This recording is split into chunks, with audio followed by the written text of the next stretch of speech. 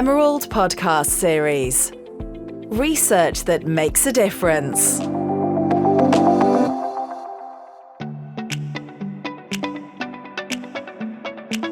In this episode, we speak with Dr. Brad Long about corporate social responsibility, commonly known as CSR, and Indigenous peoples in Canada. Brad is an associate professor of management at St. Francis Xavier's Gerald Schwartz School of Business. As a researcher, he has published multiple pieces that relate to Canada's Truth and Reconciliation Initiative, as well as research on spirituality in the workplace. Though not an Indigenous author, Brad's research explores CSR and reconciliation from an informed expert perspective. This discussion considers both the Truth and Reconciliation Commission that was active in Canada from 2008 to 2015 and Idle No More, the Indigenous-led social movement that exists as a continent-wide network of urban and rural Indigenous and non-Indigenous allies who are advocating for the protection of Indigenous peoples' rights and environments. Well, thank you so much for joining me today. I think your article is extremely important and useful. And I think for our listeners, it'd be helpful if we lay out some of the terms and frameworks that your article uses in its discussion. So, first of all, we're talking about whether it's possible to reconcile the principles of corporate social responsibility with the needs of Indigenous peoples in Canada. The biggest problem, it seems, is that the application of the principles of CSR are entirely voluntary and at times seem to be a way to get around real concrete regulation. Now, you write in your article that Canada is living in a post-TRC world, referring specifically to the final report of the Truth and Reconciliation Commission of Canada. So obviously this report is a sort of landmark in recognizing the Canadian government's historical practices in its dealings with the Indigenous peoples. So before we dive deeper into CSR, could you begin by telling us about the Truth and Reconciliation Commission and why it's so significant? Yeah, in the Canadian context, it's quite significant. You could argue that we were late to get to it. Other countries, thinking New Zealand, for example, had formal inquiries like this into how to investigate the historical practices of the way they marginalized minority peoples of their lands. We didn't get to our own version of a truth and reconciliation process until the late 2000s. 2008, I believe, is when ours started. And it arose from class action litigation. So this was part of what the Canadian government agreed to in settling some class action litigation brought against it. And it resulted in a 6-year period of the commission traveling the country to listen to the stories of residential school survivors. So residential schools were, I don't know if they were unique to Canada, but they were certainly a core part of the assimilation policy of the Canadian government, where they took Indigenous children away from their families and communities and educated them in state-run schools. Some of these schools were run by the Catholic Church. Some of these schools were day schools, but most of them were residential schools. Earlier this week, the Pope, I don't know if it was news outside of Canada, but the Pope entertained an audience of Canadian Indigenous peoples and formally and finally apologized publicly and expressed shame for what happened to these children. So truth and reconciliation kind of go hand in hand. The truth part is the need to hear firsthand what happened to the people who attended these schools, the various abuses and trauma they experienced, the multi-generational impacts of having lost language and culture and identity and being told that they were inferior and having that all replaced by the language and religion and cultural practice of the colonizers. So what emerged when the commission ended in 2015 was a really rich historical record of the Canadian residential school system. And then the reconciliation part is the work that needs to happen to restore meaningful relationships, to restore Indigenous knowledge and ways of being, to restore culture, to restore the expectation of mutually respectful relationships between Indigenous people and not only just the Crown, but sort of all of Canadians. So it wrapped up in 2015 with a multi-volume report, but an important element of that was a set of recommendations called the Calls to Action, which were a set of 94 recommendations. They cover all kinds of things from from education to healthcare to governance and to acts that businesses can do to aid in that process of reconciliation. So I guess, the motive for this paper is kind of contextualized within the fact that Canada is coming out of this truth and reconciliation process with sort of its eyes wide opened and an obligation to make amends and to reconcile with that history and to forge a different kind of relationship. So then the business community fits into that. So Yes. if we then turn to corporate social responsibility, which is the place of business, could you talk about some of the discourse around CSR and why it's problematic in terms of how it relates to Indigenous peoples? Yeah. So discourse is just a way of the discourse of CSR at least is a way of shaping how we understand the purpose of business in society. And what emerges from that particular discourse is the idea that corporations have a multitude of responsibilities to a multitude of stakeholders. It moves us away from what some people might call brute capitalism, where the purpose of business is just to maximize the private wealth of owners, but instead it kind of moves us into thinking about balancing the interests of multiple stakeholders, or what others have labeled stakeholder capitalism. And you can see in recent pronouncements out of the World Economic Forum with the Davis Manifesto, the Business Roundtable's statement on the purpose of business, that the idea of stakeholder capitalism is now sort of the dominant discourse, and that CSR is really taking root. It's becoming institutionalized. There's a CSR infrastructure that's been built, from the UN Global Compact to reporting frameworks like the GRI to ESG ratings, and firms of all forms are trying to demonstrate their social impact through the communications, the reporting they do, to show how well they're serving their stakeholders. So then I guess your question is sort of, where do Indigenous peoples fit into that? And part of the answer comes from the critique that exists around CSR. As you said off the top, it is voluntary. It doesn't really mandate anything more than what existing employment standards and environmental regulations and human rights acts, et cetera, already require. Robert Wright, a prominent American author, economist, has recently labeled CSR a sham, because he says the evidence suggests that corporations are still maximizing profits and CSO compensation at the expense of workers and communities and society. So the problem is that maybe the CSR discourse isn't changing the conversation enough. And within that critique is the idea that the company can determine which stakeholders matter, which ones it wants to engage with, and which ones it doesn't. And so it doesn't require. So a lot of that could be just PR, couldn't it? It could be, yeah. It doesn't require a corporation to meaningfully engage with the Canadian Indigenous people as a valid stakeholder. It allows them to choose to do so if they wished. And even then, they can choose to listen, but they don't necessarily have to act on that.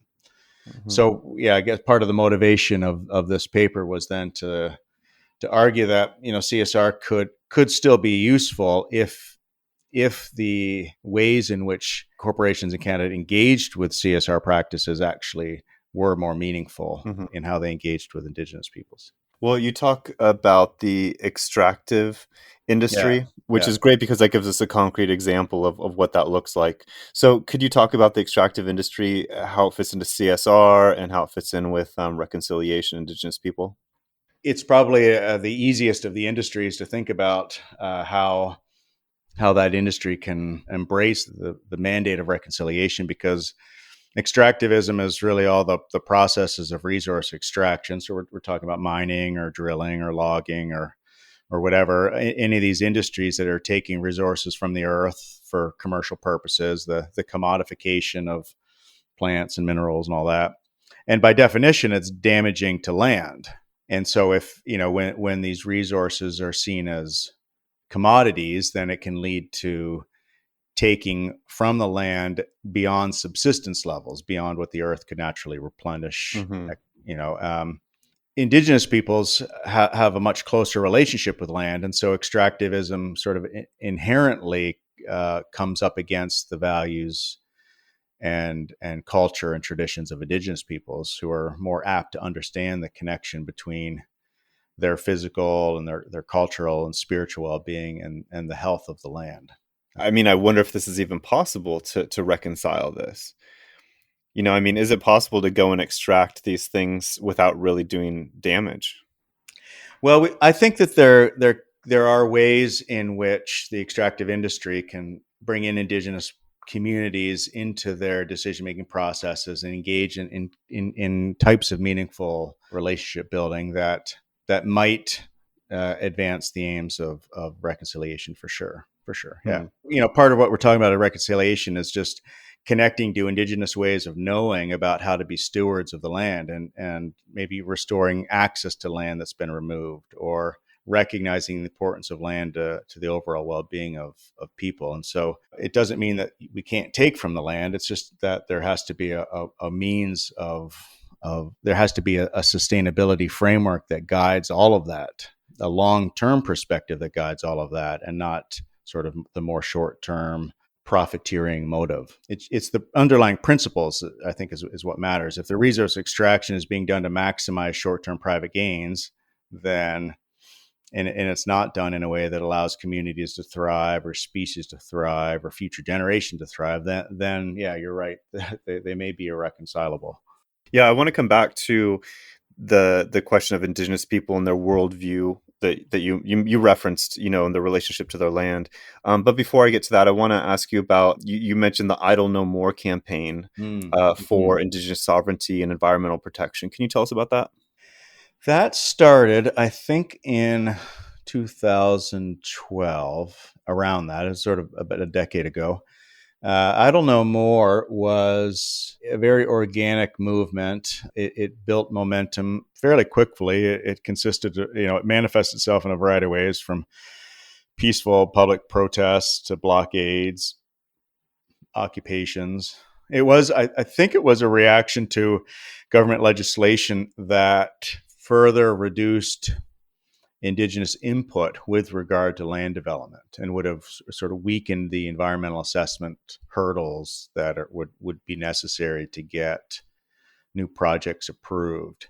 And so there was a negative reaction to this legislation coming out of Indigenous communities across Canada, and it sort of took a life of its own. It evolved to really to kind of represent a host of grievances about the historical treatment of Indigenous people, the loss of sovereignty, the deplorable conditions that continued to be realized on reserves, the unemployment and loss of economic opportunity.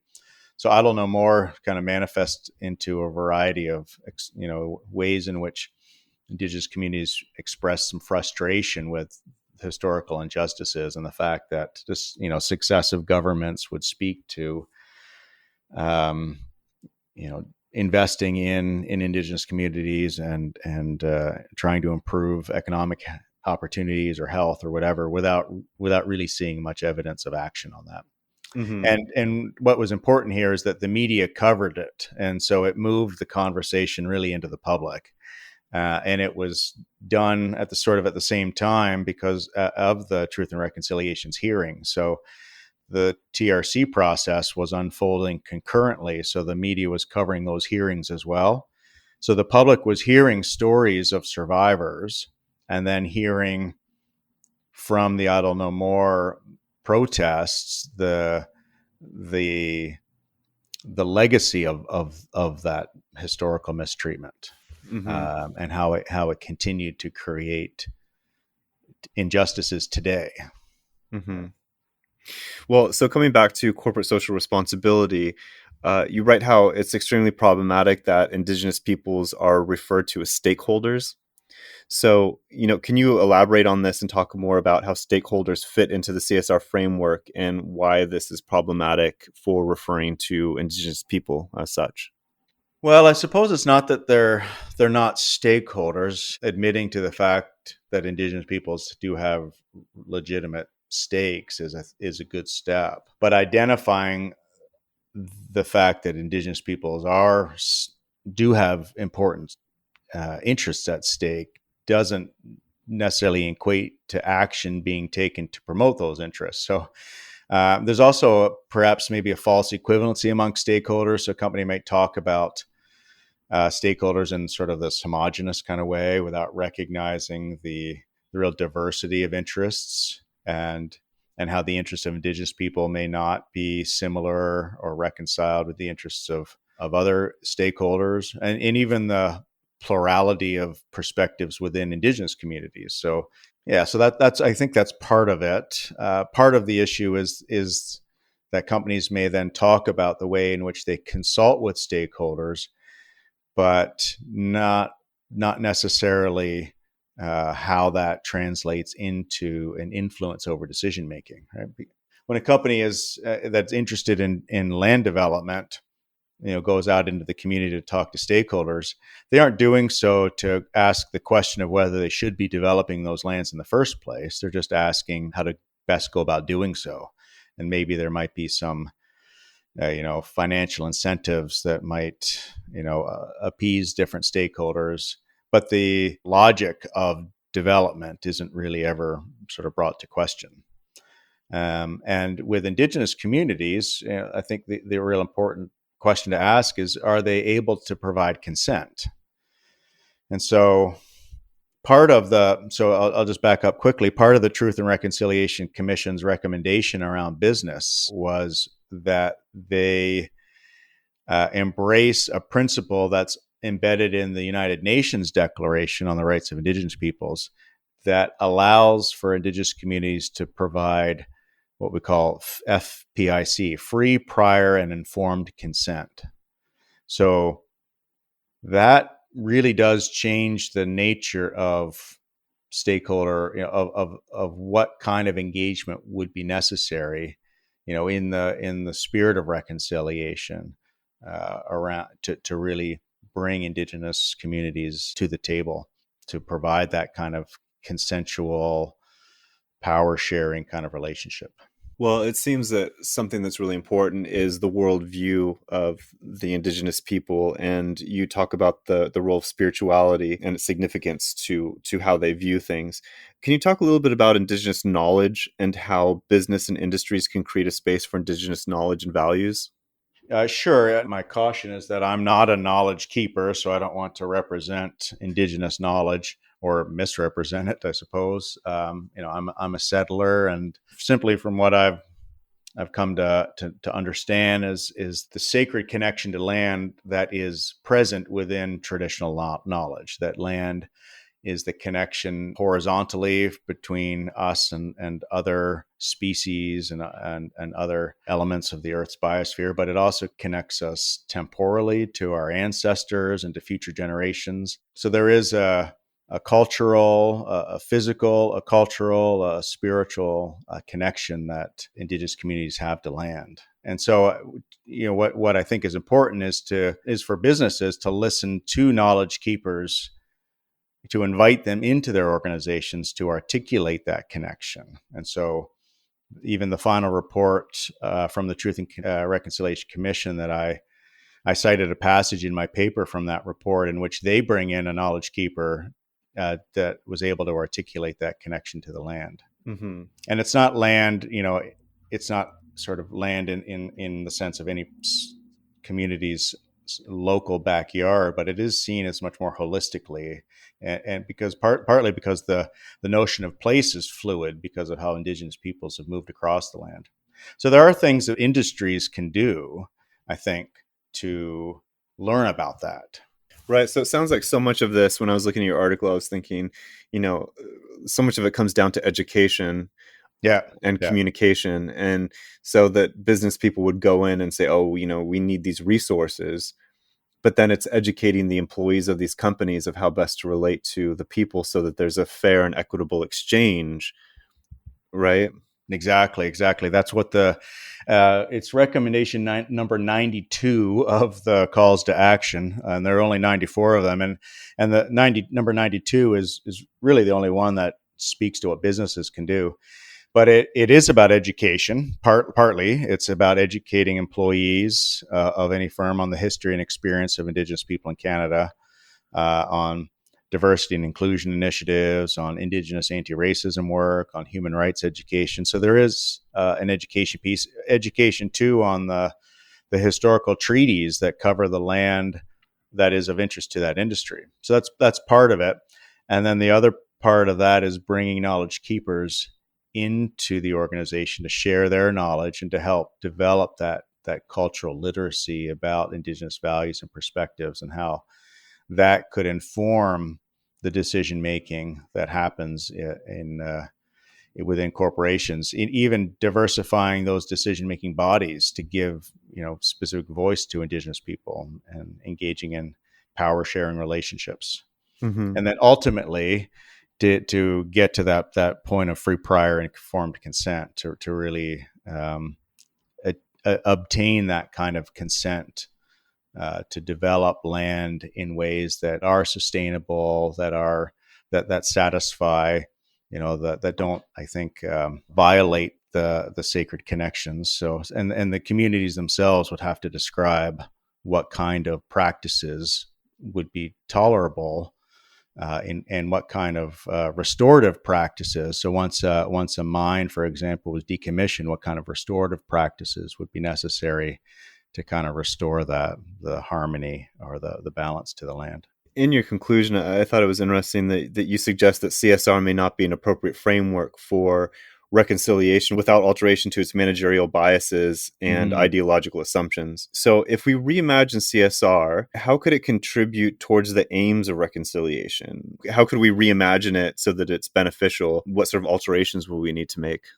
Yeah, and the alterations are necessary because of the limitations and the critique that we've talked about. Nothing inherent to the CSR discourse really disrupts the managerial agenda, disrupts sort of business as usual, and it could just be sort of a kindler, gentler version of status quo.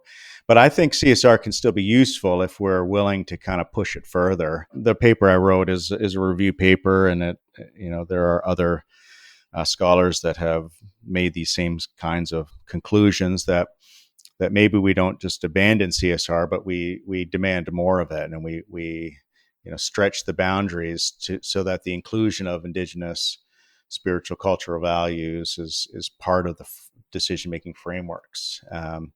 That CSR really is able to break down the hierarchy between shareholders and other stakeholders, and that really gives voice in meaningful ways to the interests and needs in the context of Indigenous people, of people that have been historically marginalized in a colonial context.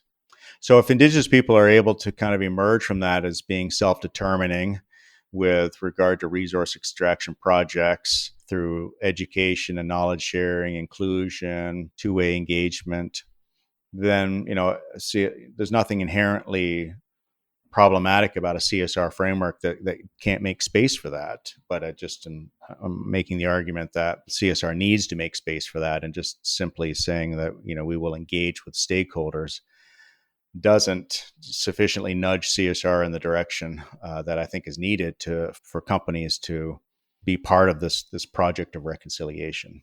Yeah, it seems that this has really developed. This dialogue has developed over the last several years more concretely. Are you optimistic that business is hearing this, that there is an actual concrete change that might be happening?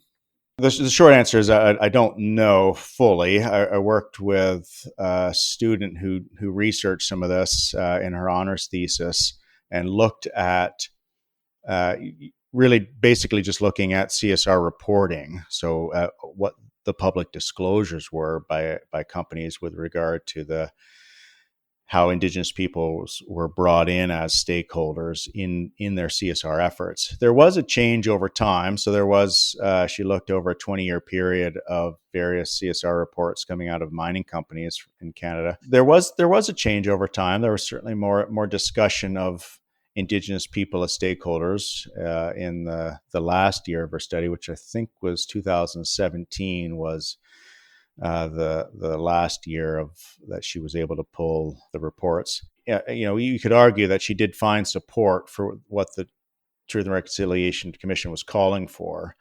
And Indigenous training and employment opportunities were being discussed. There was discussion about learning from Indigenous elders, about more sustainable mining practices and respecting Indigenous cultural practices. But still, those examples I don't think characterize the majority, and there were even fewer references to consent, the idea of free, prior, informed consent, and references to reconciliation. But the needle moves every year. I'm optimistic. I think that because the discourse, the broader sort of societal discourses of sustainability and equity are even more pronounced today than they were, in 2015 when the Truth and Reconciliation provided its recommendations.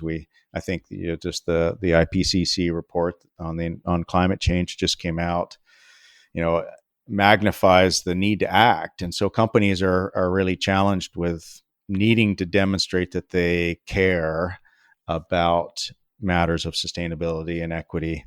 And I don't think we can talk about sustainability and equity in the Canadian context without talking about Indigenous communities as well, not simply from the ways in which they've been historically mistreated, but because of the knowledge that they can bring to bear if we're willing to look at these concepts through their worldview and to realize the validity of their sort of their frameworks for making sense of the world, their epistemological frameworks. Thank you for listening to today's episode. You can find more information about our guest, a link to his article, as well as a transcript for the podcast on the homepage. I'd like to thank Chloe Campbell for her help with today's episode and Alex Jungies of This Is Distorted.